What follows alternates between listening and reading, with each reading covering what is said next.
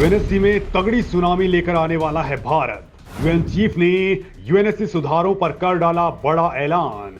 Japan के Hiroshima में UNSC पर हो गया बड़ा खेल। दोस्तों, जिस बात का इंतजार भारत को 77 साल से था, वो वक्त अब आ चुका है। मोदी ने जैसे ही हुंकार लगाई, वैसे ही संयुक्त राष्ट्र में बवंडर मच गया है। संयुक्त राष्ट्र महासचिव एंटोनियो गुतेरेस ने सुरक्षा परिषद में सुधारों पर ऐसा समर्थन किया है कि करोड़ों भारतीय अब बाग बाग होने वाले हैं। तो दोस्तों, आखिर मोदी ने कैसे पूरा पासा पलट डाला है और अब यूएन कैसे भारत के लिए नया रास्ता खोलने को तैयार हो चुका है, इस वीडियो में मैं दोस्तों आपको बताने वाला हूं ये तमाम बातें। साथ ही आपको बताऊंगा कि G7 में भारत ने कौन सा गदर काट डाला कि चीन के फेफड़े ही फूल चुके हैं। तो चलिए दोस्तों, इन तमाम बातों को जानते हैं। दोस्तों, इस समय भारत इंटरनेशनल लेवल पर एक अलग ही फॉर्म में चल रहा है। भारत ने पिछले 77 सालों से यूएन में जो पारंपरिक व्यवस्था चल रही थी, उसे बदलने का बीड़ा उठाया है, क्योंकि यूएन केवल 5 देशों जो कि उसके स्थायी मेंबर हैं, उनके ही इर्द गिर्द घूमता रहा है।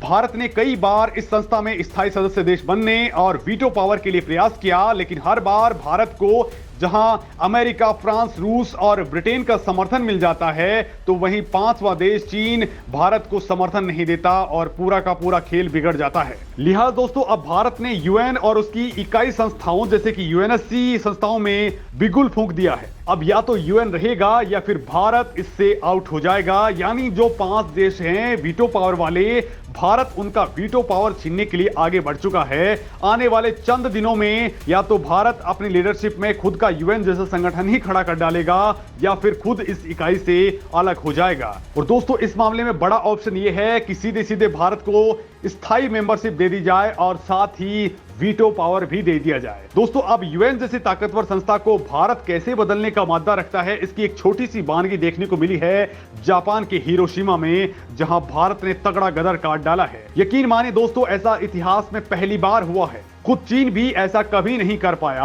और भारत की इस ताकत को जानने के बाद आप खुद कह उठेंगे कि भारत यकीनन यूएनएससी का रिफॉर्म अपने मुताबिक करने की हिम्मत रखता है। दरअसल दोस्तों, मोदी ने भरे मंच से ऐलान कर दिया है कि संयुक्त राष्ट्र को लेकर के अगर सुधार नहीं हुए तो बस ये चर्चा का मंच बनकर के रह जाएगा। मोदी यही नहीं रुके, उन्होंने कहा कि पिछली सदी में बना संयुक्त राष्ट्र और उसकी सुरक्षा परिषद अब 21वीं सदी की व्यवस्था और वास्तविकता के अनुरूप नहीं है। इसे ग्लोबल साउथ की आवाज बनना पड़ेगा, वरना ये यूएन और यूएन सिक्योरिटी काउंसिल किसी काम के नहीं रहेंगे। और दोस्तों, इसके बाद बवाल ही खड़ा हो चुका है, क्योंकि इसके बाद संयुक्त राष्ट्र की सुरक्षा परिषद में आग लग चुकी है, वहां तगड़ा खेल शुरू हो चुका है। ये बात मैं आपको बताने वाला हूं। पहले आपको बता दूं कि इस समय अंतरराष्ट्रीय मंचों पर बड़ी उथल पुथल मच चुकी है।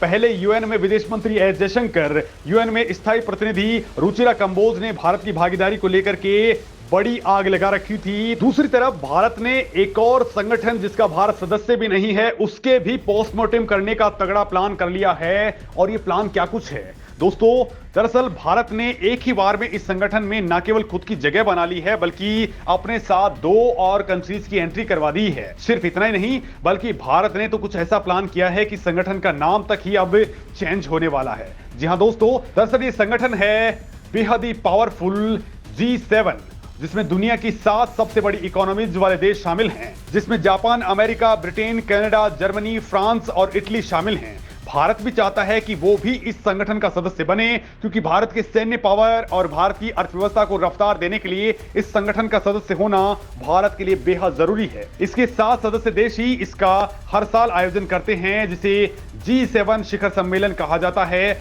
और इस बार इसकी मेजबानी जापान ने की है। खास बात यह रही कि इसमें शरीक होने के लिए भारत को खास तौर पर इन्वाइट किया गया। G7 संगठन कितना पावरफुल संगठन है, इस बात का अंदाजा ऐसे लगा सकते हैं कि 1990 में G7 समूह दुनिया के पास कुल जीडीपी का आधे से ज्यादा हिस्सा रखता था, लेकिन आज की डेट में यह कमजोर पड़ चुका है। और दोस्तों, यह संगठन भी चाहता है कि भारत जैसी बड़ी इकोनॉमी को अपने साथ ले लिया जाए। और दोस्तों, अब इसमें पीएम मोदी ने बड़ा खेल कर दिया है। भारत अपनी रणनीति से न केवल इस संगठन में अपनी जगह बनाने जा रहा है, बल्कि इस संगठन का नाम ही चेंज हो रहा है। यानी दोस्तों, एक तरफ जहां यूएनएससी में भारत भोकाल मचाए पड़ा है, वहीं इस G7 संगठन में भी भारत ने खेल कर दिया है। दावा किया जा रहा है कि दुनिया के ताकतवर देशों के समूह G7 में जल्द ही भारत शामिल हो सकता है। जापान में 19 से 24 मई के बीच हो रही मीटिंग्स के बीच भारत ने यूएनएससी की तरह यहां पर भी संगठन के विस्तार और खुद को शामिल किए जाने की बात कही है, जिसके बाद लगने लगा है कि सम्मेलन में भारत को लेकर के बड़ा ऐलान हो सकता है। दोस्तों, भारत इसमें खुद ही नहीं बल्कि ब्राजील और चीन की भी एंट्री करवा सकता है। इसके बाद चर्चा है कि G7 का नाम G7 से बदल करके G10 या फिर D10 रखा जा सकता है। इस संगठन में पहले रूस भी शामिल था, लेकिन रूस ने जब क्रीमिया पर हमला किया तब साल 2014 में रूस को इस संगठन से हटा दिया गया। दोस्तों, G7 ग्रुप दुनिया की 45% इकोनॉमी और 10% आबादी को कवर करता है, लिहाजा इसके विस्तार की जरूरत महसूस की गई है। इसमें भारत, चीन और ब्राजील जैसी बड़ी इकोनॉमीज को शामिल करके इसे G10 या डेमोक्रेसी 10 का नाम दिया जा सकता है। फिलहाल अभी कोई अंतिम फैसला नहीं हो पाया है, लेकिन भारत का इसमें शामिल होना तय माना जा रहा है। G7 का मुख्य फोकस दुनिया के समक्ष उत्पन्न चुनौतियों जैसे कि शांति की स्थापना, सुरक्षा, आतंकवाद से लड़ने, शिक्षा, स्वास्थ्य और पर्यावरण के मुद्दों का समाधान निकालना है। तो वही दोस्तों, एक और संगठन है, वो है G20, जो दुनिया की अर्थव्यवस्थाओं से जुड़े मुद्दों पर फोकस करता है। और इस वक्त G20 का आयोजन भारत कर रहा है और भारत इसका अध्यक्ष भी है। तो वहीं दोस्तों, अब भारत ने यूएन को लेकर के जो गेम खेला है उसकी गूंज यूएन के गलियारों में तगड़े से सुने जा रही है। खुद संयुक्त राष्ट्र महासचिव एंटोनियो गुतेरेस ने सुरक्षा परिषद में सुधारों का सीधा समर्थन कर डाला है। बड़ी बात तो यह है कि उन्होंने वही पॉइंट्स उठाए हैं जो भारत ने कहे हैं। उन्होंने कहा कि संयुक्त राष्ट्र सुरक्षा परिषद साल 1945 के हिसाब से अपने पावर्स का डिस्ट्रीब्यूशन कर रहा है।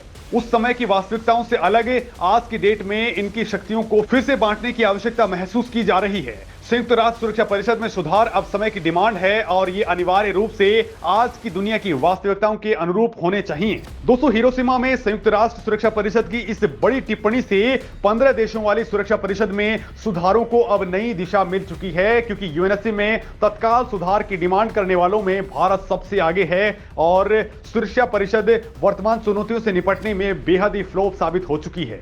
G7 समिट में पीएम मोदी ने यही सवाल दुनिया के सामने उठाया कि जब इन चुनौतियों से निपटने के लिए संयुक्त राष्ट्र बना था तो विभिन्न मंचों को शांति और स्थिरता से जुड़े मुद्दों पर विचार विमर्श क्यों करना पड़ रहा है। इससे पहले दोस्तों, संयुक्त राष्ट्र में भारत की स्थायी प्रतिनिधि रुचिरा कंबोज ने कहा था कि भारत संयुक्त राष्ट्र चार्टर का फाउंडर मेंबर है।